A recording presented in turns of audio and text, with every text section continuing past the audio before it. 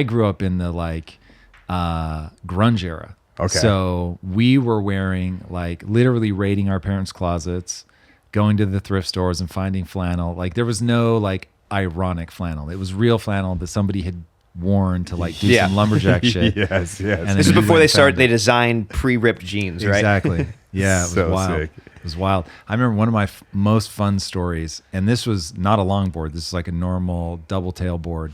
Skating in college, I skated everywhere, and I'm terrible with women. At least I was back then. And skating, and I hit a rock, of course. Oh, yeah. And it just sends me Always. flying. Yep. And I roll, and I look up, and there's these two beautiful women looking down at me, and they're like, "Are you okay?" And I was like, "Yeah, I did that on purpose."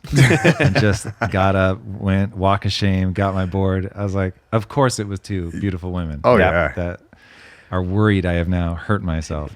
I've Not exactly. I've like stopped alling up curbs when I'm just kind of transporting on my skateboard because every time I ollie up a curb, when I'm just going from point A to point B, when I'm not trying to film any tricks, I always either land in a crack or on a rock, and it just sends me every time. Yeah. Guaranteed. I Then just you've done stop. it a Really? zillion Yeah. times. So what do you do? You just go up, you go like up the little ramp? I'll go up the little ramp or I'll wally up it or something. Just like a little less aggressive, especially if I'm going fast, just like kind of lift the tail and just ride up the curb, basically, bash up it. Yeah. But yeah, if I ollie up it, I'm landing in a crack or on a rock, guaranteed. So funny.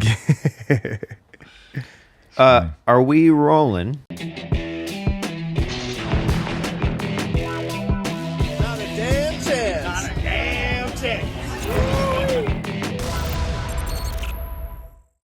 Do you still skate or not much? No, not at all. No. Not at all. No, I really am wildly unathletic. And so I was getting hurt in my 20s. Yeah. So the thought of like Getting hurt riding on now? a skateboard now does not sound like a good idea. Takes a lot longer to heal all. nowadays, too. Yeah. Well, you Yeah. put on knee pads and get yourself a little 2-foot mini ramp. Yeah, Oh, but yeah? really like your ankles. Like Yeah. that was Those are where I scary hurt ones. myself. Ankles and wrists. And I was just like, Yeah. It's so like I really think it's cool. I'm still because it was a part of my childhood. Like the things that mattered to you when you were 12, like they're just always going to matter. And I grew up right in that like era where Tony was a god, and this is like round one. Yeah. Right. Yeah. This was like when it first popped off before he sort of quit. Right after the Lords of Dogtown, it was like that whole era. So I was too young for Lords of Dogtown, but I was right Bones Brigade. Okay. And so watching those guys, reading the magazines, wishing that I could do some fraction of that. There was a skateboard club at my middle school, Where were you Sick, living? dude? Tacoma, Washington. Okay. Yeah. Oh, dope. So yeah, it was like all pre Tony Hawk Pro Skater. And so by the time that came out, that was like it had died. And then that was like when it was coming back. Okay. And so by then I was like only watching. I wasn't Yeah. skating anymore at that point. But I'd go to like skate stuff down, and by then I was living in LA. I'd go to watch the skate competitions and stuff, and I've seen Christian Hosoi in person. I saw Lance Mountain in person. So it was cool to see some of those guys. Caballero, I saw Yeah. him. He was, by the time I saw him though, he had to be in his 40s. Yeah. So, but it was dope. So like that whole scene, it's very different than now. And in fact, I grew up when it was like street skating was almost weird. Yeah. It was mostly ramp. Now it's mostly like street skating. Almost exclusively, yeah. By the time I hit college, that transition was happening. But like when I was in middle school, it was like ramp stuff. Yeah. People doing that. It was when like the McTwist came out, and it was like, what is this? Yeah. It was For wild. sure. You gotta watch that documentary. There's a moment in there about Lance Mountain and the McTwist. It's heartbreaking. You have to Okay. see it. I don't want to ruin it. You got to see that moment. There's so much humanity packed into that doc. Anyway, you guys have a podcast to run. No, I'm going to check it out. What was the name of the documentary again? Bones Brigade. Okay. Bones Brigade. Yeah. By Stacy Peralta. Awesome. The guy that did Powell Peralta. Hell yeah. Well, thank you so much for being here today. It's my pleasure. Thank you. Thanks for having me. So, this is a mindset, focused podcast. So obviously I think we think you make a lot of sense. Yes. We'll see by the end. Yeah, We'll see. well- I only say what I think is true, and oftentimes it can collide with people's vision of mindset. So we'll see. Well, I love that. absolutely, we will. So I'd like to kind of start with, sort of your background, like where you came from. Cause I understand you've built companies, you've exited companies, you kind of have just like sort of, from an outsider's perspective, essentially sort of beat the game, if you will. And would love to know where you started that kind of inspired you to like want to open your own business or start your own business. Yeah. All right, I'll speed run it, but if there's anything that you want me to go in on, just push on it. Sure. So 12 years old, realized that I'm not going to be a skater and I want to be a filmmaker. And so set my sights on that. I end up writing a screenplay, gets turned into a feature film starring Michael Madsen, who was in a lot of Quentin Tarantino movies. Yeah, of course. And it was a really horrible experience. I hated everything about it. And it got to the point where I felt like creatively it so wasn't what I intended that I was like trying to get my name off it. Wow. And so that was rough. And so I'd met these two very successful entrepreneurs and they said, listen, you're coming to the world with your hand out. If you want to control the art, you have to control the resources. So you should get into business and get rich. And I was like, yeah, that sounds about right. And I thought it would take 18 months. It took 15 years, but it did work. Now, I could not have guessed that in the intervening 15 years that film would stop being essentially film. It was, for me, growing up, the single most impactful art form that was out there. And so by the time I got to the point where I could make film, it didn't really exist like that anymore. And so shifted my focus over to doing games. But that was ultimately what got me into it in the first place, was I just wanted to control my destiny. Interesting. What did the movie end up getting made? Did it come out? What movie? Oh, you're asking the one question I won't answer. No, I'm kidding. It's called Brazen Bull. Brazen Bull. Okay. Yep. And it is however bad people are imagining it, it is worse. Really? Oh, wow. And so the odds that you make it through, even just to like watch it at a kitsch, that's it. Yep. That is it. Should we just right stop there. the podcast and watch the whole 2 hours? God. Not if you love yourself. But if you want to test yourself, like if you're into cold plunging and stuff and you're like, okay, like how much pain and suffering can I endure? Then go for it. But that is it. Literally, I am just off camera. Oh, that was actually me in that shot. Yeah. I'm one of the SWAT guys. So, yep, you found it. We lived in that building for like 3 weeks. Wow. Yeah. But I mean, so let me ask you, by the way, whoever just pulled that up that fast, kudos. I'm impressed.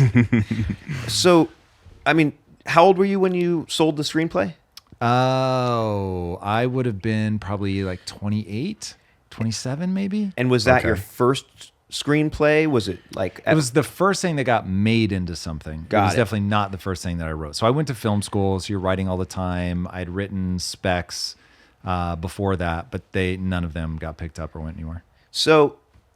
is there any part of you looking at it like, even though, they didn't make what you had envisioned, was there still a level of gratitude or happiness to actually just to get your foot in the door? Or was your mind like, fuck that, it wasn't the right way, I just go do it my own way? No, think of it this way. Oh God, I don't know your audience well enough. They may hate what I'm about to say. It's okay. But think of it like the first time you have sex. You're just so excited to be having sex. It's like, is she attractive? I don't remember. It's like, but I had sex and it was awesome. Yeah. And then later, when that's not like this impossible thing that you thought would never happen, and it's like, okay, wait, was this actually good? That's when it really started to hit me. So being on set was awesome. Hearing Michael Madsen say words I wrote was awesome. And like everything about the experience while it was happening was exciting. And I thought, okay, this is going to be the beginning of something. And I remember one day being on set and pulling the director aside and saying, if you change that scene and remove that line, you've changed so much already. The movie won't make sense anymore. Yeah. And so a feature film should never hinge on like, okay, there's one line left that like everything hinges on, right? Already too many things have gone wrong.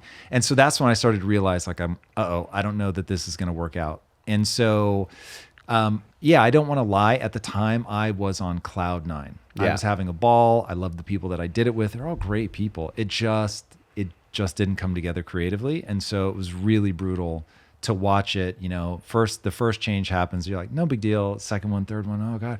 And then you get to the point where you're like, bro, I just have to say something. If you change that, this movie no longer is like cogent. Yeah. So that was rough. But yeah, it was awesome.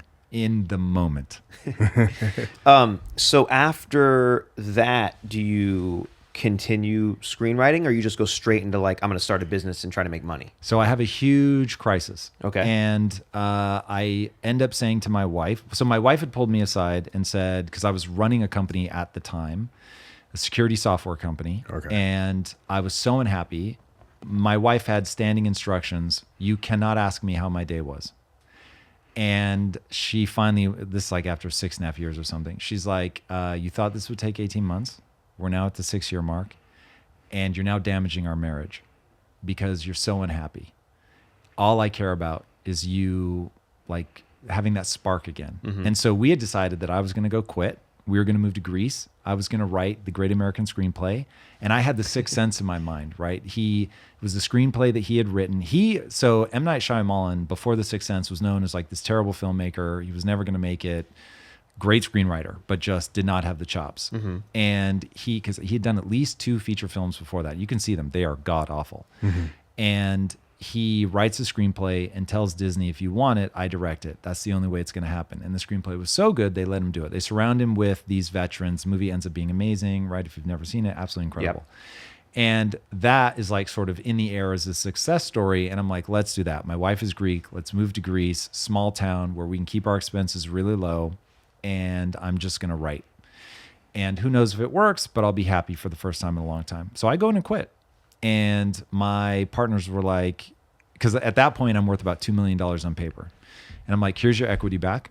I'm not going to cross the finish line, so I don't want anything for this, but I need to feel alive. Money clearly is not solving my problems. Yeah. And walk out the door, call my wife. I'm like, I did it. Let's go. We're packed up. We're leaving. And I am pulling into the driveway. And my partners call. And I'm like, babe, let me take this. And so I answer, and they're like, look, you totally caught us off guard. Come out to dinner with us. Let's just talk. And so go out to dinner, and they're like, listen, we feel the same. We're not happy either. So what would it need to look like for us all to keep working together? And I said, I have to be passionate. I'm going to use words that we would use now. This was quite a while ago, so we didn't use this language. But it's like, I want to feel alive. I want to be passionate. I want to be authentic. Yeah. I want to build community. And there's this thing that's happening now. We would call social media now. It wasn't called that back then. But I'm like, this social media thing is going to be huge. I can see what this is going to be. And as a film guy, I'm telling you, I can do something with this. And I just want to get 1,000 true fans. So Kevin Kelly had written that now famous article about, as an artist, all you need are 1,000 true fans. Okay. And so I said to them, look, I now understand that the struggle is guaranteed, the success is not. So I'm never going to build anything ever again that I wouldn't love even in failure. And what we're doing right now, I don't care about. And that's why I'm so unhappy, because it's just about the money. And so anyway, the punchline for us 3 of what we could move forward together, meeting all those requirements, ended up being Quest Nutrition. Wow. And so I try to remind people, I could tell you how we did Quest Nutrition literally day by day. I could walk you through, here's what we did, here's why we made this decision, on and on and on. And then if you tried to do it yourself, it would fail. And the reason it would fail is timing is huge. Mm-hmm. Yeah. And so we got the timing right because I was so fed up. I just wanted to feel alive. I wanted to be authentic, right? I wasn't being super calculating. Now, we did understand business. By the time we left the software company, I'd been in business for almost a decade. So it's like we were business savvy, but that wasn't the thing that was driving the decision making. We really had a profound why. Your feelings, basically, right? Yeah, I mean, I hate that word, so I'll say that I translated a feeling into a very concrete set of things I could do. Yeah. And I try to get people to understand that business is not mystical. Business is having enough clarity of where you want to end up, that you can work backwards to figure out what the most efficient thing is you can do with the next 15 minutes of your time. And if you don't know what that thing is, you just don't have enough clarity. And so I teach entrepreneurship, and I'm constantly trying to get people to understand. Right now, you think that business is like this thing in the ether. Business is not. Entrepreneurship is just a French word. Yeah. It's like really just, you're going to do a thing. You're going to figure out there's a problem that somebody has that you know how to solve better than anybody else. And because you solve a real problem, people are going to pay you for that solution. And if you can make that solution for less than you can sell it for, you've got a profitable business. But that's it. It's just a series of things you do, right? So think of your business as a bunch of levers. I'll call it a financial model. So we're talking about a spreadsheet now. That's business. Now, there's a lot of emotional control and things you have to do because business is going to be hard. You're going to get kicked in the face a lot. You're going to want to quit literally 1,000 times, sometimes 100 times in one day. And so you're going to have really good cognitive defenses against that stuff. But even that is like, okay, are you managing your breath? Like, it becomes a thing you do. And if you can get people's heads around that, they've got a shot. Then they're at least on the right path. How did you transition from, was security software you were saying? From security software to a nutrition company? So I had given the whole thing, like, I'm never going to do anything again that I wouldn't love, even in failure. And so we were like, well, what does that look like? And it's not like we decided that day, but we started talking about, okay, what would be things we'd be into if we failed at this, could still be dope, but has a shot and really could be like a big business. But did you guys did you sell that company? Did you dissolve that company? So I guess the question is, like, how do you go from, like, you have a product 6 years in to what's the mechanism? You're completely now a different thing. Yeah. So logistically, I think we played this really smart. And I think people are always confused when I say I am a nights and weekends guy. So if you come to me and you're like, Tom, I am as unhappy as you were and I'm about to quit. I'm going to burn it all to the ground. I'm just going to commit to this thing. Don't do that. Do not put that kind of pressure on yourself. Do this nights and weekends. Prove that you have product market fit. Go one step at a time. You're going to have to iterate. You're going to have to learn. You don't want to be doing that when you're about to lose your house. That just isn't smart. So you kept it going and then spent all of your off time doing the thing you loved, which reinvigorated you enough to make it through the day to get back to the thing you loved. Yeah, we did almost a full another 2 years at the other company. From the I quit to when I actually never went back to it was almost 2 years. Wild. And so the three same partners just started another company, basically? Literally.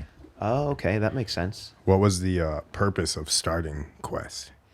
It was, I knew that meaning and purpose was what mattered. Yeah. And I had now spent almost a decade as an entrepreneur and really fallen in love with controlling my own destiny.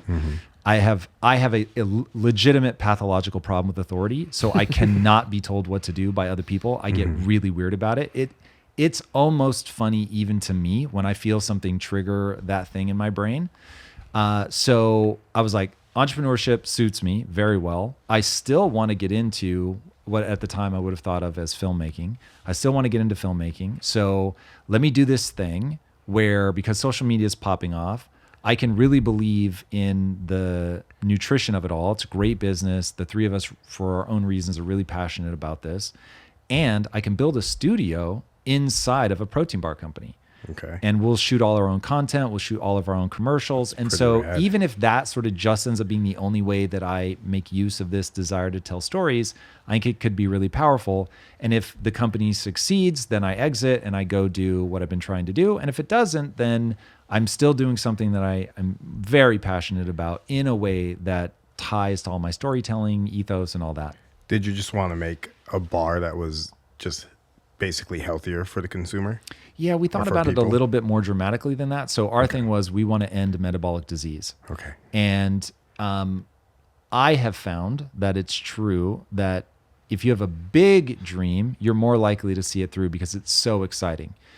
Now, I'm well aware, I liken us all to like 1,000 20-sided dice. And the 1,000 dice, each one represents a trait. And then the 1 through 20 is the amplitude. And so I am very excitable. So I'm a 20 on the excitement scale. If I get into something, I'm really into that thing because it really, like, I'm amped up about it.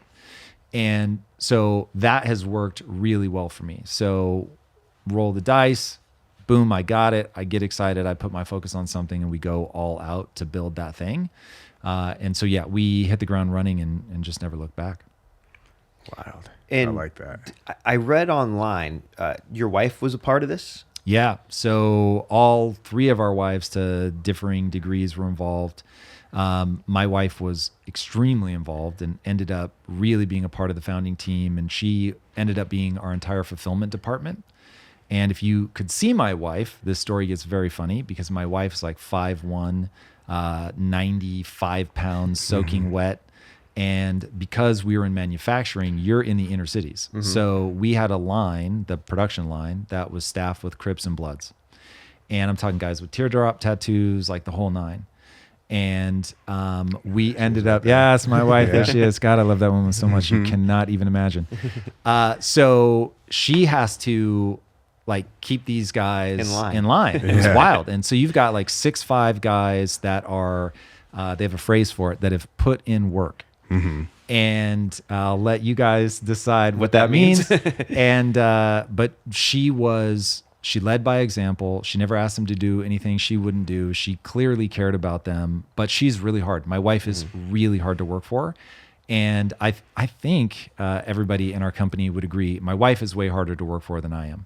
And so she had to become very hard in doing that, and actually created a lot of friction in our marriage. It's one of the hardest things we went through. Was originally she was just doing it because she was like a dutiful wife, and I was like, yo, we need help. We can't afford employees yet. Can you help me, like, you know, on our living room floor, can you ship these bars out?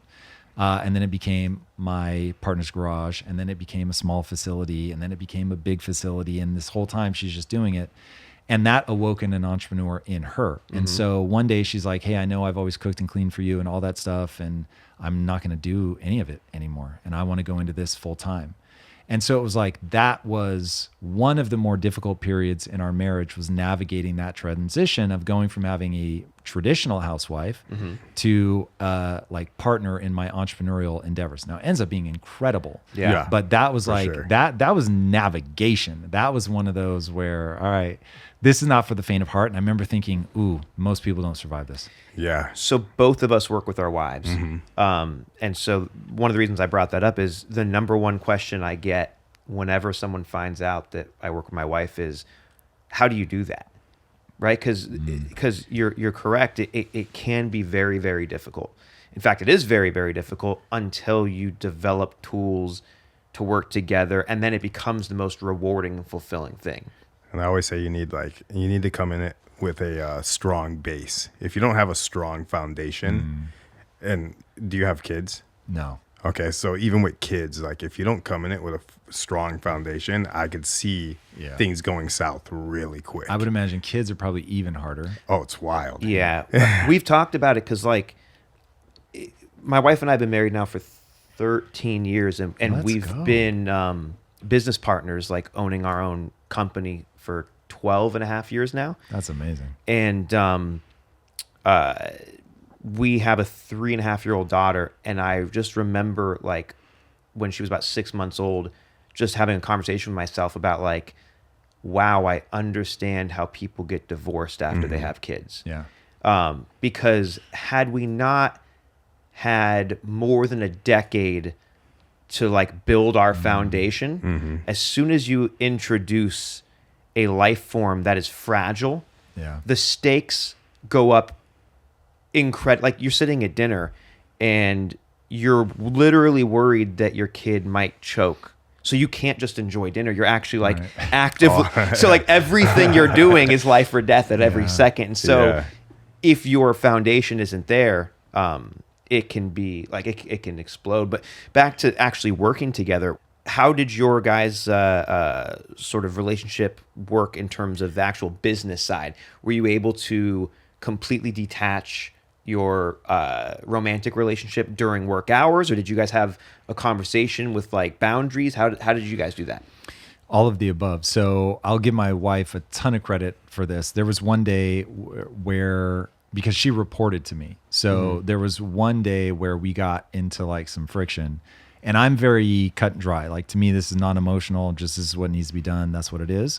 My wife probably wants a little more sauce put on the communication. And so we got into an argument, and I was just like, look, this is what needs to be done. Please just go do it. And I could tell she was very upset.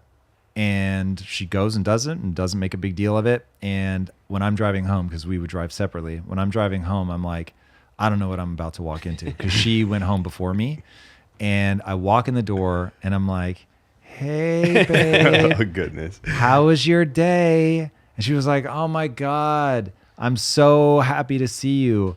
My boss was an asshole, but I'm happy to see my husband. And I was like, you are a gangster. Like, I was so impressed that she was like, listen, work is work. Work's going to stay at work. I know how to flip a switch to see you as my husband and not as the guy that really frustrated me today in the office. And I was like, that was standing ovation time. Like that her ability to do that, I think deserves far more credit than anything I've done. It's very impressive. I think it does deserve a lot of credit because some people at home might just think, oh, that's her disposition. And maybe it is, but also it is like, even if it is your sort of your disposition, it's still something to me that like you have to actively champion in your own mind. You have to like when she's driving home, she has a choice about how she's going to react. Yeah. Right. And so I think it does deserve a lot of applause. And I think that a lot of people who find success are able to objectively look at themselves and say, what will be better? You know, because it probably, I mean, it feels really good just to let someone have it. Right. Right. But it feels so much better to actually just like lower your ego for a minute and just coexist in a much more joyful manner. Yeah, I totally agree. And she's just very adept at doing that. That is so epic. Very impressive. Yeah. When you guys were first kind of making your first orders and stuff, like did you and your partners kind of come together to make the recipes and everything? And it was far more divided than that. So the recipes were done by one of my partners and his wife. They were like the nutritionists, if you will. My other partner was an Iowa farm boy. And so he was like in charge of all the innovations that we were doing on the product side. Sorry, not the product, the manufacturing side. Incredible. He'll always be the unsung hero in terms of us being able to pull off what we pulled off. And then I was on the people side. So product, marketing, sales, HR, that kind of stuff. Okay. Awesome. Yeah, so nice, clean division of labor. So we would give advice in terms of this tastes like this, whatever. But no, my partner, his wife, did all the flavoring. That's like a perfect split. You know, you kind of had like each piece like focused on there. Yeah, literally, people, product, process was how we always talked about it. That's so sick. To have, you know, sort of a tripod, I think makes a lot of sense. How, so I understand that you stepped away or you exited at some point. What was the purpose behind that? So it was a 1-2 punch. So we got very successful and we were constantly paranoid that we were like one peanut allergy death away from like everything goes away. And so when you start it, you don't know what 57,000% growth in 3 years really is. Like it was pure insanity. Yeah. And so you're like, we're worth hundreds of millions of dollars each. And so we're like we should probably take some money off the table because we would all feel really stupid if something went wrong.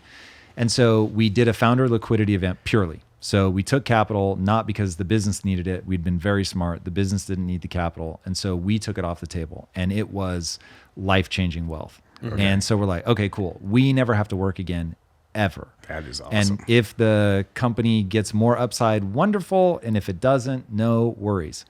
And then the cracks in the relationships started to show. Okay. And it was like, oh, well, we've now been so successful. We don't have to keep working together if we don't want to. And so I exited the business and then a few years later they sold. So we got the second bite at the apple at that point and was just an enormous win. So yeah, can't in any way, shape or form be unhappy about that experience. It was absolutely incredible. That is so awesome, man. Congratulations on all that. Thank you. Was it really just like you felt like all of a sudden you just woke up one day and you're like, we're flying way too close to the sun? Yeah, it was just, I mean, you're constantly asking like, okay, there's always going to be options. Because remember, I didn't get into it to be into protein bars. I got into it to move on to what I do now, which is impact theory. And so I always had an eye towards, okay, do we hold? Do we sell? Like, what do we do? And we had kept saying, you know, let's keep this going. Let's keep it going. We didn't want to sell the whole thing because we thought that there were still more legs in it. But we knew it's just there's so many things that we don't know, can't predict. There was a lot of people. Once we showed that it was successful, a ton of people flooded in to do the same thing. We had solved the technical challenge, which is why nobody had done it before us. But once you solve it, now people know what to do. Solved, yeah. So they start solving it as well. And so there was just a lot of people flooding into the market, mimicking all the stuff we were doing, mimicking our social media strategy, mimicking our brand. Yeah. It was wild. I once walked to the wrong booth at a trade show because they mimicked our brand so hard that just out of the corner of my eye, I just started walking to the one that looked like this because we used to be so radically different. Yeah. And now all of a sudden everyone's like, oh, this is the look. This is what sells. And it was wild. That's insane. I'm laughing because that has happened. I've been catfished by other restaurants dozens of times. I'll get people who will be like, hey, congratulations on your new restaurant in London. And I'll be like, new restaurant in London?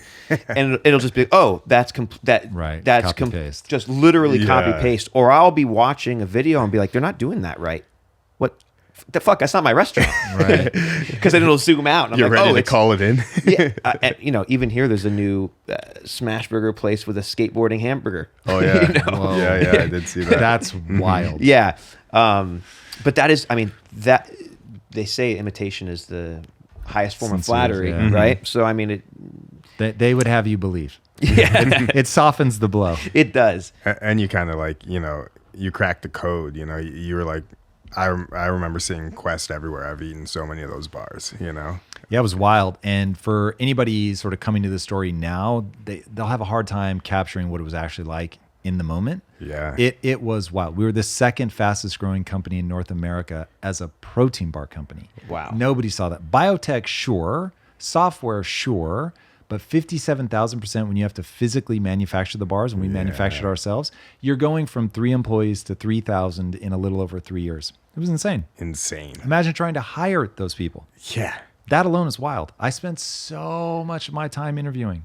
It was insane. It was 2 a.m. on a Friday night with a hairnet on, actually manufacturing bars. Like, it was wild. So if you have to think back to some of the more difficult things that it took, what would some of those be? It was physically demanding. So the first year I spent basically on the production line. So there was one night where I woke up in the middle of the night with my hands cramping closed. So they were just like spasming closed like that because there was a part of the process where if a bar was too heavy or too light, you had to re-crumble it. But we didn't have any way to do that with a machine. So we had to do it by hand. So every bar that was over or under, we had to like hand break up. So you'd have somebody on crumbling, we called it. And so I would always come to the line so my 2 partners stayed at the software company. I was the first one to go over. So for a year, it was basically just me.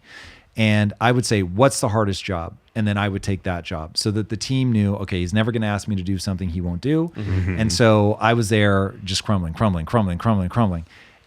so, I'd wake up with my hands cramping closed. That was pretty wild. We would at times have to shift who was cleaning out the, because you do these gigantic mixers and you have to clean them out between batches. And it was physically really hard. And so it'd be like, if you started to sweat, you had to swap out because you could not sweat in the machine. And so when your job is such that you're working at something so hard, you're just breaking out in an outright sweat in an air conditioned space, you're like putting your back into it. And so that period was very physically taxing. But people managing is always going to be the hardest thing that anybody does in the business, especially one where you've got a lot of people for whom this might be their first like real job. And so before this, what was their job? They were selling drugs. Yeah. And so it was a pretty wild crew.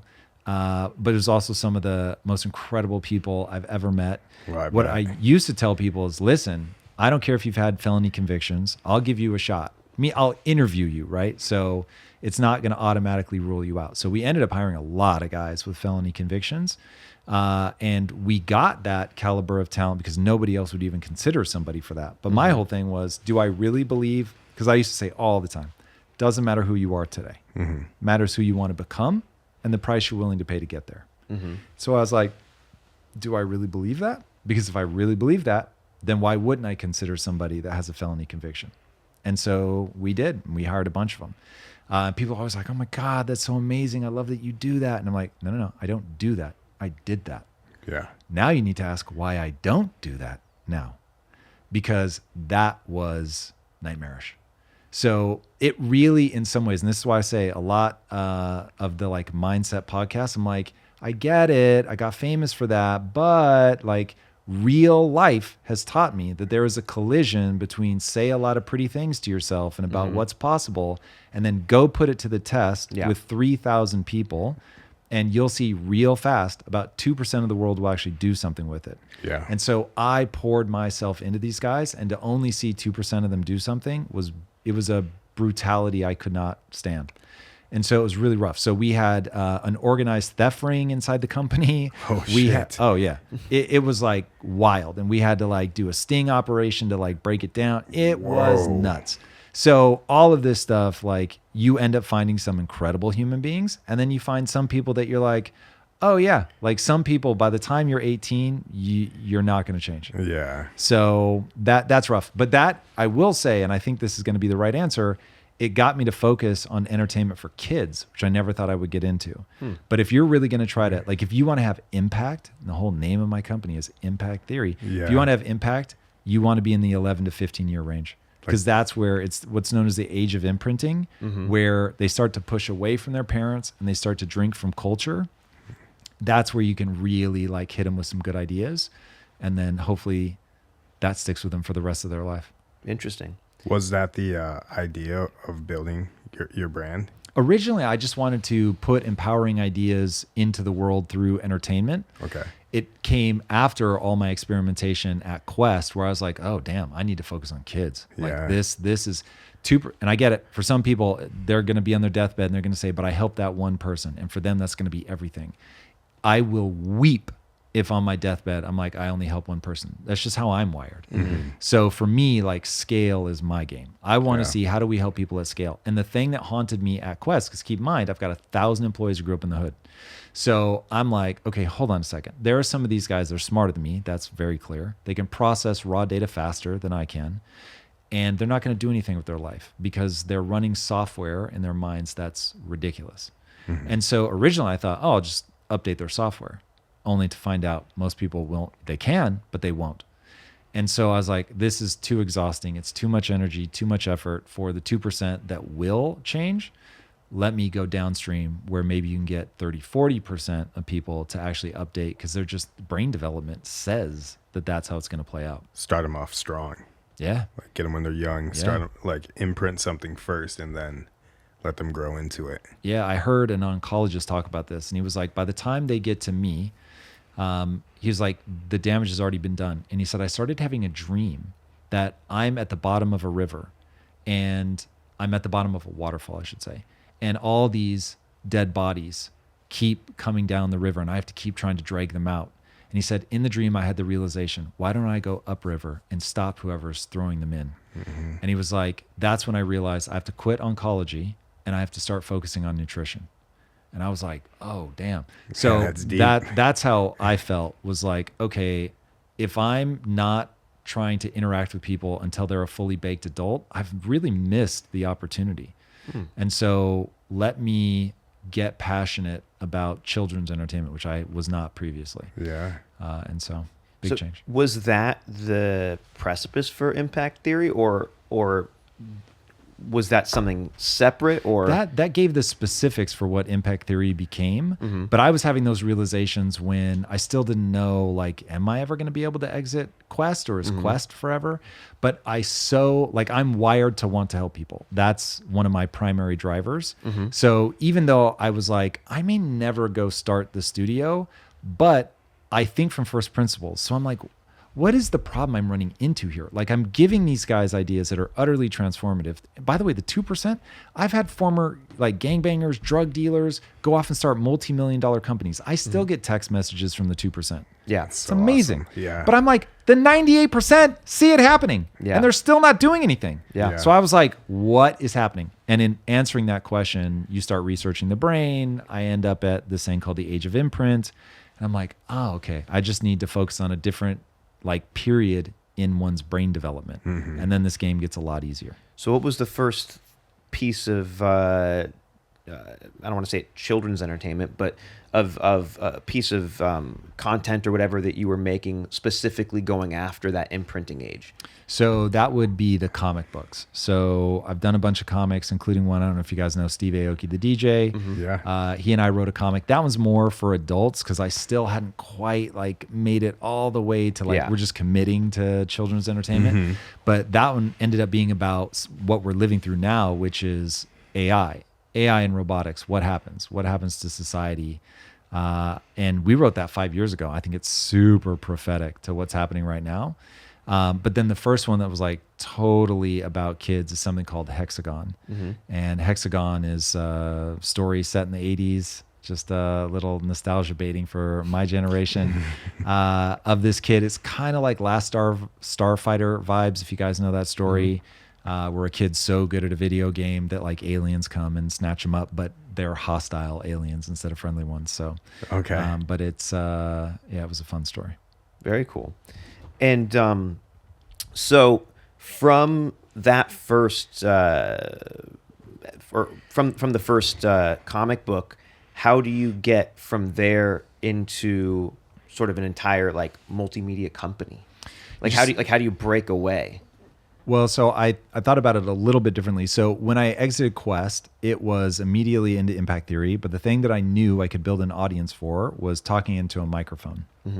So I was like, okay, I need to build awareness of me because the first thing people are going to ask is, wait, the protein bar guy? So I'm like, I have to establish an identity. Also, I could see that marketing was changing. We now call it like influencer marketing, but back then it was just, what is this thing? Yeah. And that was one of the things that we put our finger on very early that allowed Quest to grow as fast as it did. And then when I saw it really shifting into personal branding, I got on that. And so realized, okay, I can build an audience doing this. And so I was like, I'm going to talk about empowerment.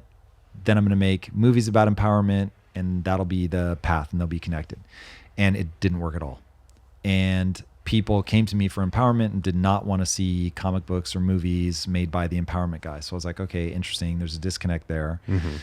So learned that lesson. And then once I started running the math, because we did the comic books where I was like, I'm not going to be the face of this. We just have to go traditional channels, market it the way that you would market a normal comic book. And we had quote unquote anomalous success. The distributor was over the moon. They couldn't believe that a novice company came out of the gate, was doing the kind of numbers we were doing. And they were probably thinking we'd be excited to hear that. And when I heard that, I was like, oh, we're never making comics again. Like, this is crazy. You can't make money doing this. If this is what you guys considered to be a hit, I was like, this is insane. And so I started looking at, well, what if I outsold Spider-Man? Could I make it work? No. Outselling Spider-Man would be nothing. Wouldn't matter to my business at all. So I was like, what is happening? So anyway, that ends up taking me to Japan. Japan still has a thriving market. Japan is selling stuff back into the US. A single title of manga in Japan outsells the entire American market. Really? Dude, outsells. You can combine Superman, Spider-Man, X-Men, Teenage Mutant Ninja Turtles, Wonder Woman. All of it is outsold by one title in Japan. It is insane. So I was just like, okay, I've got to learn Japanese storytelling. So I fall in love with anime, with manga, just become completely obsessed. Find the biggest distributor for that kind of content, make a whole slate for them, get one of their first deals with a production studio. We are literally, we pitched them 5, they signed 4. And when you do like the final contracting, then you see like what's real. Yeah. The final contracting was so predatory that I was like, okay, we're back to like, there's no way to make money off of this. So I was like, oh my God, this is all designed for like a kid who's like 21. They got no money in the world. And they're like, I can't stop myself from writing it. And so it's like, oh my God, they're going to take care of like all the marketing and all that. And I just have to draw. So that kid's ecstatic. It's like the old school record label. Yes. Yeah. Literally what it felt like. So we ended up not doing that. But by this point, we're also at the same time developing our first video game. And so it's like now we've pursued all the sort of ancillary things, realized that's not the play. The play is just make the game, control our destiny. The style game we make is something called live service. So it's like you can just keep developing it forever, which certainly suits my personality. And yeah, we think in 22 months from today, we will be in early access. So people will be able to come and like play the full. You can play it right now. So I'm very confident about that date. It's just not good enough yet. What's the game called? Project Kyzen. Okay. So if you think of it as a fast-paced Minecraft with guns, you'll get in the right direction. So it's a procedurally generated world where the sort of primary edict is to go and explore. But unlike Minecraft, you can skill tree up your player. Okay. So it's like Minecraft. If it was a shooter RPG game. Yeah, I hesitate to call it RPG because there are so many things that we're missing that people would expect from an RPG story. The skill tree is what made me think RPG. 100%. And from that perspective, you were absolutely correct. But you're just not going to be, we have what we call story breadcrumbs. This is not, you're not playing a movie. Got it. So if you're coming in thinking RPG, like this is going to be a deep story, oh my gosh, it's going to be so amazing, you're going to be like, what is this? Whereas we want to give you context, and then we want to drop you into, if you know Subnautica or you know Minecraft, it's like a survival crafting open world, all procedurally generated, all rules based. I think we've got some pretty cool ideas that are going to make people be like, whoa, like this is fresh. Yeah, so tell me about, you used a term that I'm not familiar with, like live something? Live service, yeah. So what does that mean? Millennial gamers right now are screaming into the void. They hate live service so much they can't see straight. And so I'm going to have to make them a believer. Are you making a live service game to show them they're wrong? Or No, because they're not wrong. So here's the thing, and I want to make sure if any millennial gamers are listening to this that they feel seen. They really have been abused. They've been abused by the economic system. It's funny because you guys have me on to talk mindset, but the only thing I talk about now is like world affairs, politics, economics is like my real beat. Because literally the evolution of mindset is, what do I deploy my mindset against? And in this moment, the biggest issues that we face really are economic, but they'll manifest as world affairs, as politics. But it's really an economic problem, which I didn't. This was me. COVID hits. I'm trying to help the same 1,000 kids who grew up in the inner cities. I'm like, all right, they're going to get eaten alive by financial stuff. Let me do financial content. Anyway, you begin to realize the world's not at all what you've been told. People do not understand. Like, I'd be interested to see if you guys were like me. I made hundreds of millions of dollars for myself, but I didn't know how to invest at all. And they are two totally different things. Yeah. So neither one of us is anywhere near hundreds of millions, but we're both doing just fine. And I mean, he actually does a little bit of investing, but we had to have a conversation because I was like, no one ever taught me, no one teaches anyone how to do any of these things. Yeah. Yes. And then this is the problem. And then a lot of stuff, like even now, like, you know, I'll like take a Instagram clip and send it to my CPA and be like, can we do this? He's like, that's not true. Yeah. Like because there'll be people. You're going to see a lot of that. You're going to see a lot of that. So to the millennial gamers out there, they've been abused by the system. You can just think of it as rounded to the U.S. government. The U.S. government has abused all of us. But if you're old enough to have like gotten into a house before it really got bad, then you can escape a lot of the effects of inflation. This really is a story of debt and inflation. And everyone's being eaten alive by inflation, but only people that own assets. Houses are the only asset people understand intuitively. If you don't have assets, you're getting eaten alive. And now that houses are out of reach. So millennial gamers are like, games are just getting more expensive. I'm not getting anything cooler for my game. These guys are all just trying to charge me more money. They're doing live service just so they can milk me for more money all the time. They're not even letting me own the thing, physically hold it, put it on a shelf. There's this whole movement called Stop Killing Games, where a live service game, when it's not profitable anymore, they just turn the servers off. So you can't even play it anymore. Okay. So you might have fallen in love with the game, bought a whole bunch of skins. You sort of live in that game for years. And then one day it just doesn't exist anymore. So millennial gamers I understand why they're as angry as they are, but it isn't the structure of a live service game. It is the predatory financial practices that I hope that they actually get angry at. So anyway, we'll abide by Stop Killing Games as an ethos. But live service, largely because of the kind of creator I am, I need to iterate. I need to do things over time.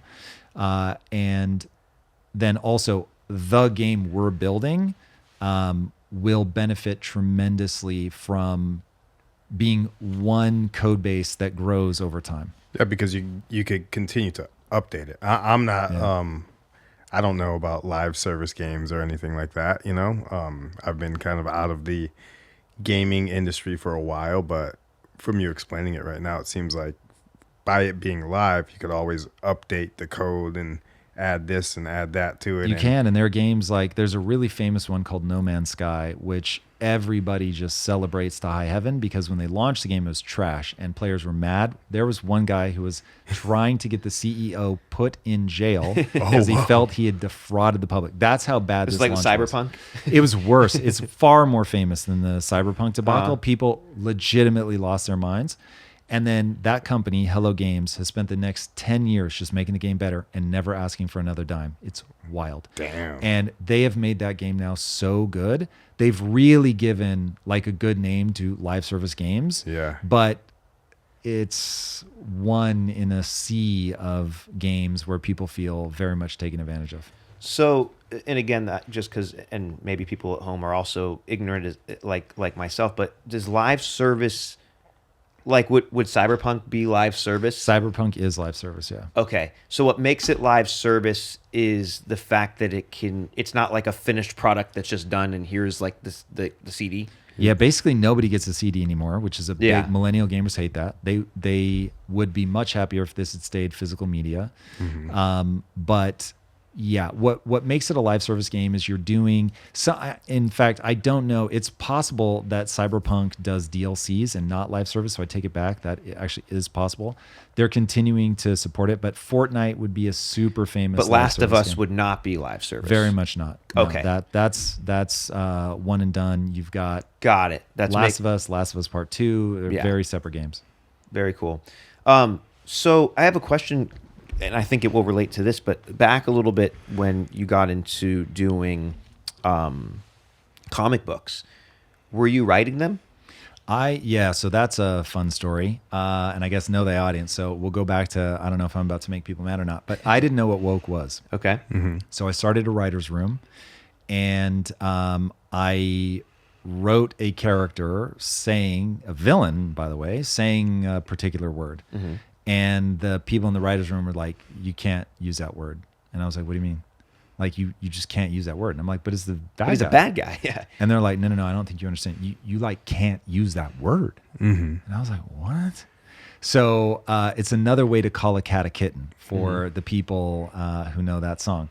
So I was literally shocked. I did not know what was happening. So I don't want to deny any of their contributions, but it became increasingly frustrating once I realized, oh wait, they're writing from ideology, and it's an ideology that I didn't even know existed. So I certainly didn't share it. And so over time, I ended up just finishing the series by myself. But there were very talented writers in the room that helped, and I would never want to deny their contributions. And so, and how this parlays back into video games is this becomes sort of the outlet for storytelling in lieu of screenwriting? Yes. I have a feeling that the sort of pure storytelling that I would have thought I was going to do won't be the kind of games that we make. I've fallen far more in love with creating a world that feels like it's alive. And given where we are with AI, there will be real characters inside the game that you'll have relationships with, that will have memory, that you'll be able to interact with. They'll treat you differently depending on how you treat them. Like, it's really look, all things in success, on launch day, you won't have characters like that. I don't want anybody to be confused between what we're going to launch with and what I have planned for like 5 years down the road. Those are very different things. But yeah, where this all going is really pretty extraordinary. AI has already cut our costs by, has it cut it by a factor of 5? Probably. It sped us up dramatically.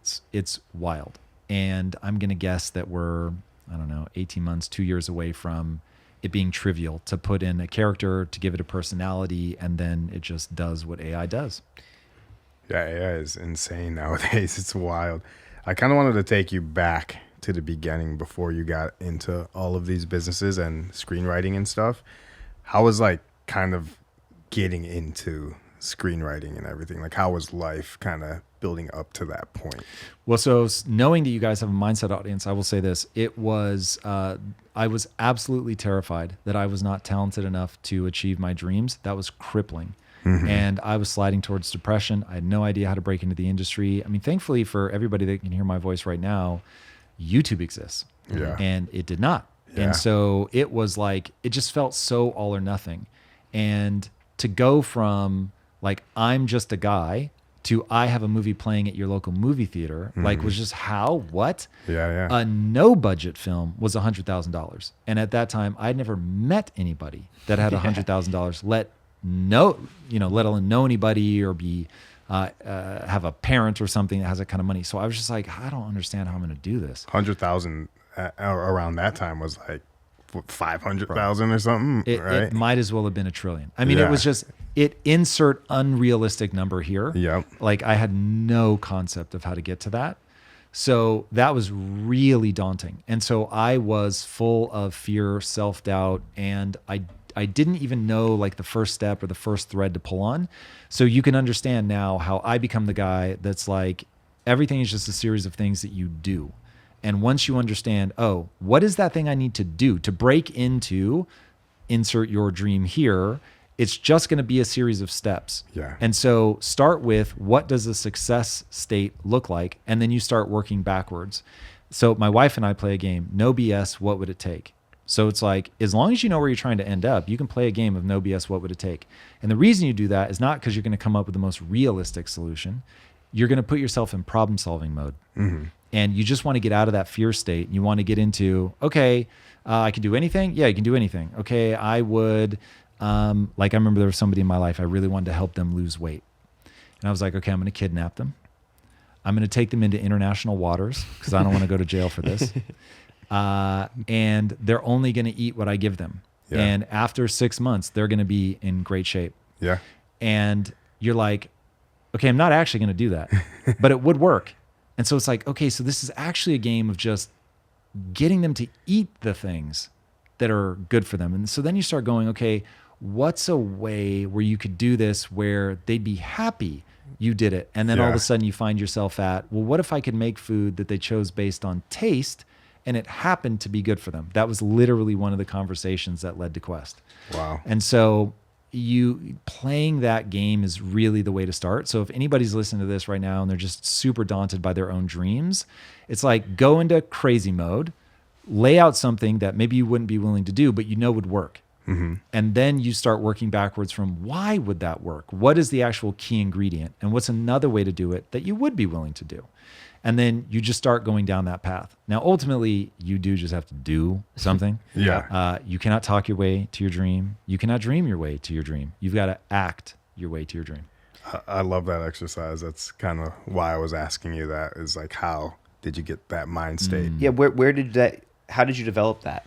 I became obsessed with first principles thinking and cause and effect. And this is going back to why have I fallen so in love with video games, is you realize that the real universe that we all live in operates on a set of rules. Once you understand the set of rules, it defines what you can and can't do. Once you know what you can and can't do, then it's a question of, oh, well, what do I have to do to get to the point where I can do that thing? And so this is why I try to get people to understand skills have utility. So if life is a game, you're learning a skill, you open up that skill tree, now you can do something that other people can't do. And when you can do something other people can't do, you can outcompete them. So, I mean, I'm talking to a professional skateboarder here. So it's like you practice your ollieing, and then you practice your kickflip, and then you kickflip onto a rail. And like now all of a sudden you're going to win in a competition against anybody that can't ollie, anybody that can't ollie and kickflip, anybody that can't ollie kickflip onto a rail, right? And you just keep stacking those things. And we were talking before, is a phenomenal skateboarding documentary called The Bones Brigade. And there's this whole sequence about the McTwist. And it is really an unbelievable breakdown of how some people look at learning a new skill and they get excited because they know that's how they're going to differentiate themselves. And then there are other people who realize all of life is a treadmill of stacking skills. You'll never be able to stack every skill. And so what becomes your relationship in a world where people are always going to try to stack one more skill than you? Will you fall in love with the act of stacking skills, or will you fool yourself and fall in love only with winning?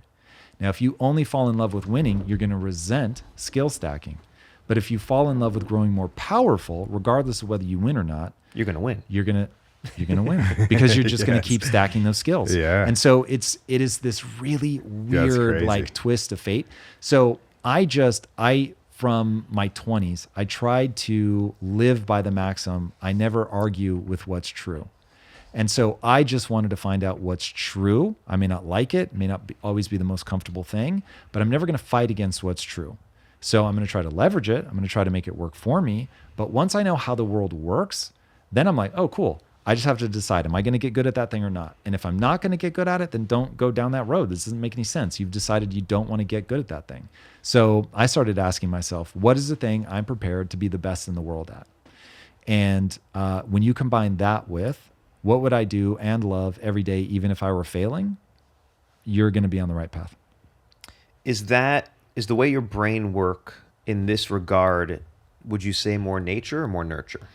We're all 50-50. So I really am those 1,020-sided dice. And so I got some lucky rolls on some things and terrible rolls on others.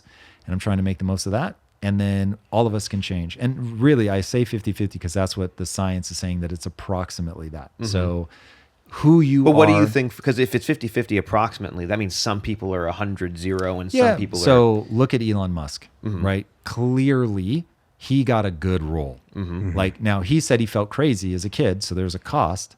But there's something that he's able to do with his brain that's wild, that I don't even understand. So, yep, it definitely accounts for something. And then I will say that I probably am far more flexible than most people. Not physically flexible, but like when I realized, oh, there's no money in Western comics, but my whole life I grew up with Western comics, I decided I needed to fall in love with Japanese storytelling, and I could do it. And there's actually a process that I can walk people through of how to fall in love with something. But I walk that process. Now I have a feeling if you walk 100 people through that process, there's probably only a small handful that walk out the same as me, being like, whoa, that now impacts me just as much as Western comics. Yeah. Honestly, now more. I'm way more into the storytelling, the art, everything of manga and anime than I am on the Western side. And so some people probably don't have that kind of flexibility. And so that works in my favor. Interesting. You mentioned, was it first principles you mentioned? Yeah. Is that something that, like the ideas or the ideals, did you seek those out? Did you come across them in school, friends? Like, Well, so first principles can really be summed up as very simply, you are thinking up from physics.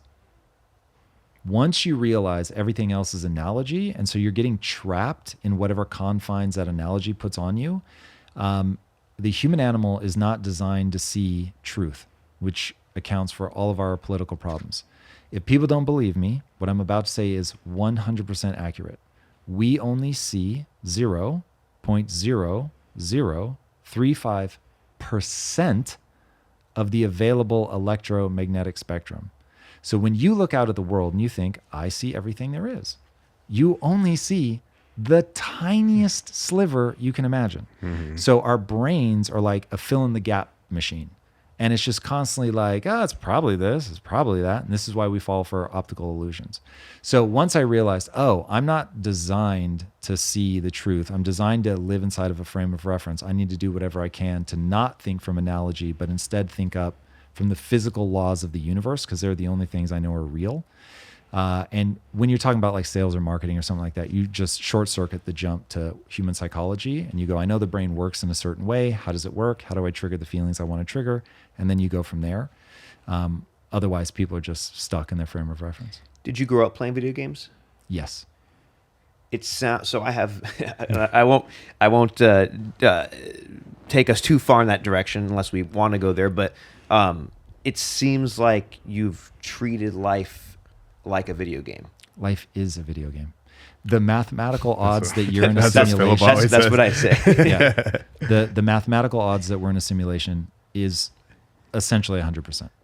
Crazy. I don't know if I buy into the simulation theory, or at least what the minor amount of research that I've done, but in trying to figure out where we are, why we are, all those things, honestly, the only thing that I've found that ever solves for basically every possible question is an RPG game.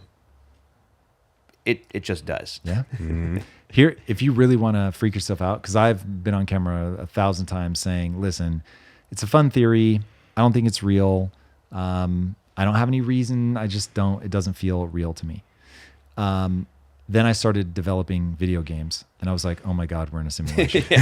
Because you said, like, one of the biggest questions in physics is, why is the universe so finely tuned? Yeah. And when you start building a game, you realize, oh my God, you have to finely tune every variable to get things to be the way you want. And maybe this isn't a simulation, but I will tell you right now, it operates on the exact same rules that a simulation would have to operate on. And this is probably not your audience, but you guys know that 2 or 3 guys, I forget how many, just won the Nobel Prize for proving, not hypothesizing, for proving that our universe is not locally real. Yep. Now, just to shorthand what that means, it means that the universe renders. Now, if the universe only renders what's being looked at, doesn't that sound like a video game to you? Yeah. So very crazy. So all I'm saying is maybe it's not a simulation, but it uses the same information theory that a simulation uses, rule sets in the same way that a simulation uses them, and it conserves resources by only rendering what is being observed. Yo, So dude.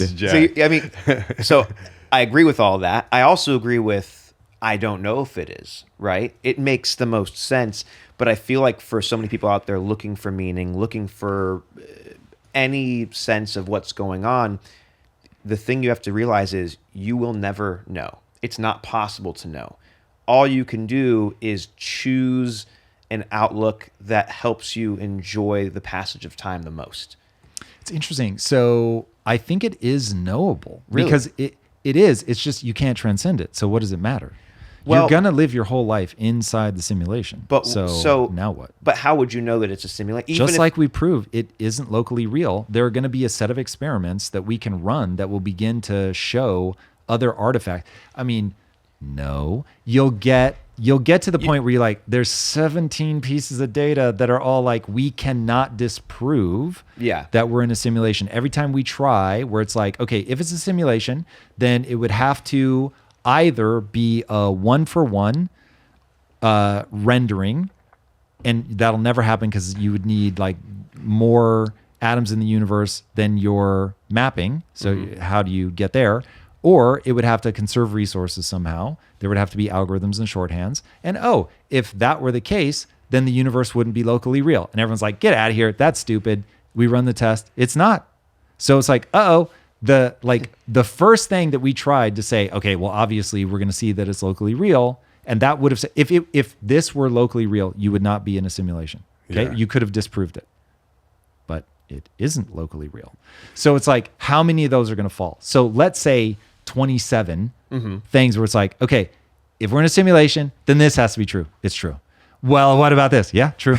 So will you ever know? No. I mean, you can be presented with evidence that is compelling to have you say that's the way I want to think about it. Because I feel like almost, especially in this day and age, almost everything that's proven one way is also proven another way.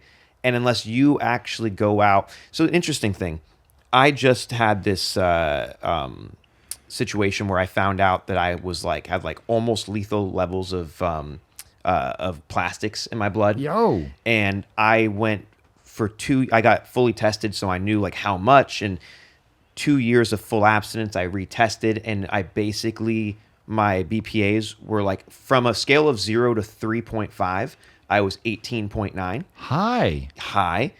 And I, after 2 years, was at 1.2. And Whoa. So a ridiculous decline.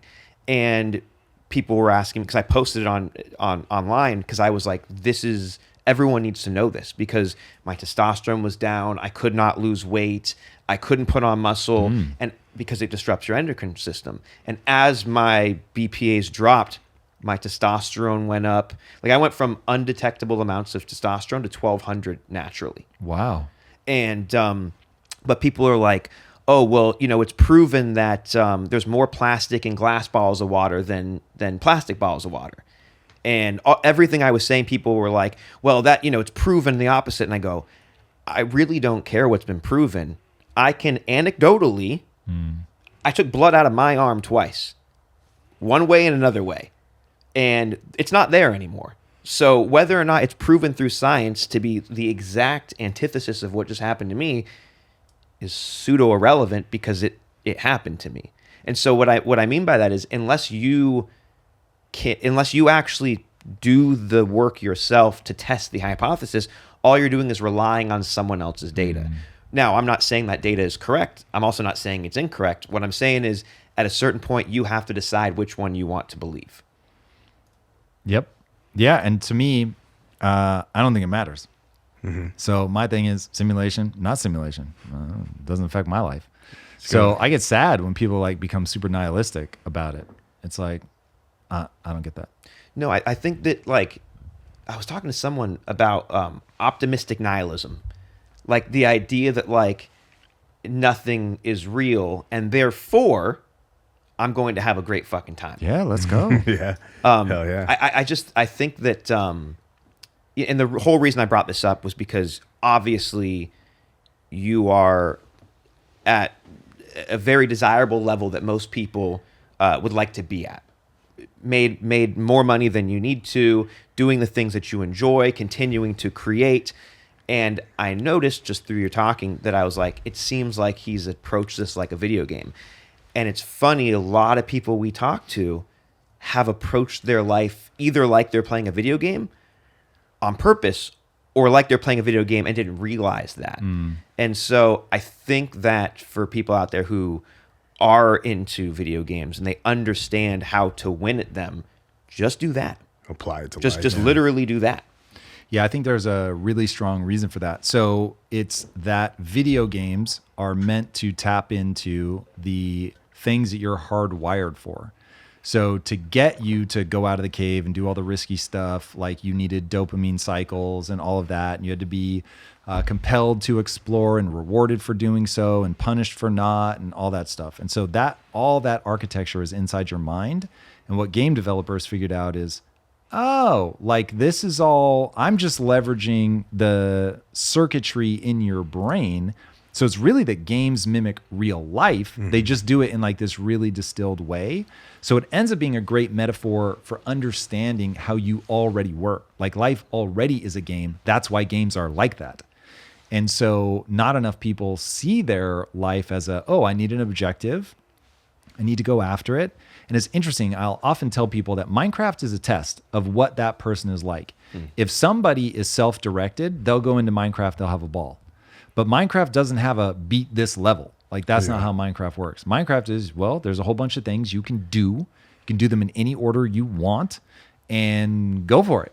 And you, like, I remember the first time I played Minecraft, I was about to throw my controller through the TV. I'm not kidding. I was like, there's no way they expect a 12-year-old to be able to play this game. It's not possible.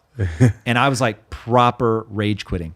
But there was something in my mind. I was like, I want to go back. Yeah. And I'm like, why do I want to go back? The game is driving me nuts.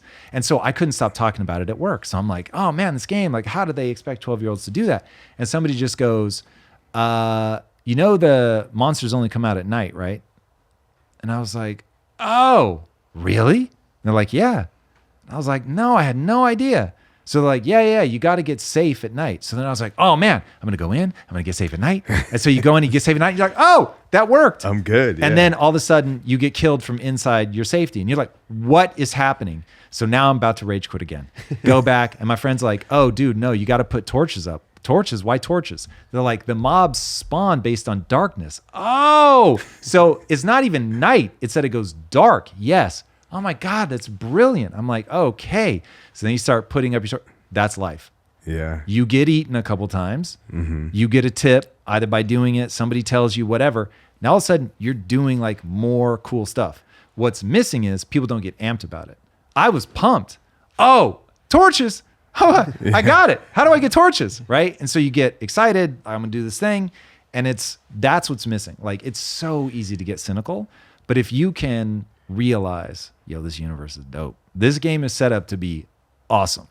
And you can play it as a skateboarder. You can play it as a game developer. Like, you can make the greatest burgers on planet Earth. Like, what game would you like it to be? And the second people click over into, I'm going to play this, it becomes a lot more fun. It also, the challenges become more fun because nobody wants to play a video game that's super easy, right? You want to, it is that frustration that makes you love the game. Yeah. Right? And so as soon as you realize, and now as I've adopted this specific mindset, when bad things happen, I mean, bad is relative, right? But like when things that are less than optimal happen, where I would have used to get angry about it, now I somewhat get excited at the opportunity to beat this puzzle. I grew up playing Zelda. Like, that was my game. And I feel like every kid needs to spend 2 weeks in a dungeon trying to figure out how to get through that fucking room without going on YouTube and finding out right away. Because when you realize that, like, it was right there all along, and you just learn to never give up, which is why skateboarding, I think, is so important. And so many people that we've sat down at this table with that we had no idea were super into skateboarding, which just teaches you it's never about, you don't just keep doing, the reason that you don't just keep doing kickflips on flat is because now you can kickflip onto a rail. Yeah. And then once you can kickflip onto a rail, you have to kickflip out. And then once you kickflip onto a rail and kickflip out, then you have to land in a manual. And it's always about stacking your skill tree. It never ends, yeah. And it doesn't happen first try neither. So it teaches you how to persevere and push through and try again. Yeah. Micro adjustments, right? Turn your foot a little bit more, put your back foot a little bit further on the tail, pop it harder, faster, like just fail. And then you start to actually succeed. And to me, that's no different than if you remember Prince of Persia. You jump too late. Fuck, jump too early. Fuck, and you just have to make these tiny little micro adjustments. And then, as you sort of said, as you start to see the world in a very similar way, you start to go, well, if it worked there, I should try it here. And then you go, oh, it fucking does. No doubt. It's incredible. That's the whole joy. Yeah. So is this game that you're working on, which now I'm excited to play this when it comes out in a few years or whatever you said. Is this your current passion project? Is there? Yes, we have 3 revenue streams. So that's the thing I spend the least of my sort of normal work hour time on, but I spend a ton of time on the weekends working on the game. But we do the YouTube show, obviously flagship. That's what people know us for. Yeah. But then we also have our entrepreneurs university called Impact Theory University, where we teach first-time entrepreneurs and 0 to founder. And then we have for people that are scaling. So if you're doing $1 million, you want to scale up, we've got $1 billion CEO, and then the game. Those are the 3 things I do. That's all I do. Just focus on those, like in a never-ending loop. And that's your current night and weekend is the game. Yeah. So to say nights would be a little unfair. It's really just weekends. But yeah, I don't have kids. I work. It averages about 93 hours a week. So I do like to work. I won't lie. Now remember, for anybody hearing that, part of my work is on a video game. Okay. So, but also, is it really work, or are you just living your life? No, it's work. Like it actually gets better for me if it's work. Okay. So I tell my wife this all the time. There's a sweet spot that I love more than anything where I'm doing something that I would love doing anyway. Yeah. And it's going to help the business. When it's the most important thing I could be doing for the business and it's just awesome, that's really fun. So like, because we're building a survival crafting game, I literally play every survival crafting game. And so there'll be times where I'm like, I'm working right now. Now it's going to be at like 4 a.m. on a Saturday when most people would just be staring at the wall. But I'm still like, that feeling of this is what I would want to do with my time no matter what. And it's moving my business forward. There's nothing I enjoy more. So for me, work isn't a bad word. I have a very different relationship with work for reasons that I'm sure are obvious than the average person. Yeah. So And that's what I was sort of trying to differentiate is like for most people, work is I go to a place so I can make the money so I can pay rent. Yeah. Specific, like to me, if I don't, cooking is not work for me. It's work if I have to go in and I don't want to. Then it transitions from the thing I'm doing I'm excited about to actually having to work. And By that definition, I work about 40% of my time. that would make sense. Yeah. I mean, obviously you cannot build really anything without doing a couple of things. You know, there are ancillary responsibilities that come with the thing you love doing that are required that you may not have gotten into it for. Yeah. Yeah. Jeff Bezos talks about that. He calls it overhead. Every business, no matter what, every job, every role, there's always going to be overhead. He's like, I own the thing and there's still overhead for me. Yeah. There's no way around it. Yeah. So, as we start to wrap up, and I'm kind of excited to hear your answer here. So going into these, we never plan any like questions or anything. You know, we don't read from a card, but we do have one question that we end with, and we ask everybody the same, and that is if you were given the opportunity, and it seems like you actually are given the opportunity, but given the opportunity to design your utopian life 10 years from now, like magic lamp on the table, you can completely design what your existence looks like 10 years from now. What is that? Okay, here we go. So I think that AI is going to change the world so radically that it might be a little more than 10 years, but I'll paint that one just because it's far more interesting. Sure. What will end up happening is I will be living inside of the game that I'm building now in the same way that Neo lived inside the Matrix. So I'm not asleep, I'm awake in the Matrix, and I'm doing very challenging things because outside of that, AI has ushered in as close to a technological utopia as you could hope for, which will create a meaning crisis. And so I think people will do one of three things. They will either become new Amish and they'll reject technology completely. They will go to Mars and put themselves on hard mode and basically realize, oh, I am in a survival crafting game. And we've done so much now to that plot of land on Earth. I want to go where it's hard again. And so they'll go up and, you know, literally put their life at risk and do the really hard part of it. That doesn't speak to me. So I would rather do the thing that I think answers the Fermi paradox. So the Fermi paradox is, hold on a second. In an infinite universe, there'd be billions of planets just like Earth. How is it that we've never encountered any other life forms? This is ridiculous. And one answer is that, well, this is a simulation. They're just simulating this planet. The other stuff is just, that's the result of the rules that the universe has. But the reason you can't find the spark of life is that came from the person who started the simulation. Or option two is any sufficiently advanced society that gets to the point where they could bend space-time. Long before they get to that, they realize that it's far easier, takes less energy, and it's way less dangerous to create artificial digital worlds that people can go quest inside of, do all the things that we think of as a game, but with far more meaning and purpose because they take care of the material needs outside the game. And then you can go in and have these incredibly meaningful lives and relationships inside. Now, needless to say, that this would be something where I'm spending, maybe 4 or 5 hours a day. And then the rest of the time I'm engaging with real humans, my wife, and doing all of the things, but I don't need to work anymore. But that for me, to have a place where I can get that challenge like put out, where I decide to really invest in this thing and really try to do incredible things. And the experiences would be so, I mean, you can make them physically demanding, you can make them intellectually demanding. So that to me, I know a lot of people hear something dystopic in that, but that to me is incredible. And I may have the timeline wrong, but it's pretty inevitable. Is this what you're describing in terms of like going and living in the game? Is this like a VR type of situation? Is this like surrogates? It's like surrogates, okay. Yeah. So you would be like in the Matrix, you'd have some sort of way to connect. Yeah. And so... And when you're in, you're fully immersed. Experientially, yes. So if you think, people may think this is crazy, but there's already 8 or 9 people that have Neuralink implants. And they can play video games with their mind already. They can move robotic arms already. So on a long enough timeline. Like this is happening in our So, time, in our it's timeline, gonna happen. like in Like, our this lifetime is- for sure. For 100%. And if you haven't seen, they've already de-aged monkeys by making one genetic edit and then re-injecting them with their own stem cells.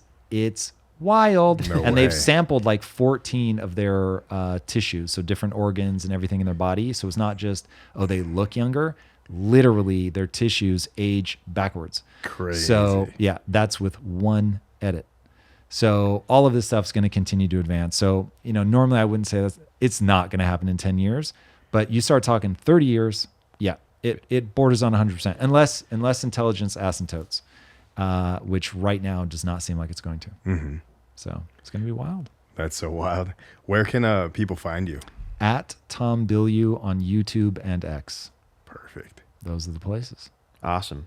Well, I feel like we could have done this forever. Oh, yeah. And we, I didn't want to bore everyone at home too much with the simulation RPG stuff, but Yeah, fair. as much as I actually love work, that. as much as I worry about like boring people with it, I think it's such a good ideology to subscribe to, because it doesn't hurt you, it doesn't hurt anyone else. All it does is make it more enjoyable. Yeah, just know some part of your audience is going to reject this aggressively.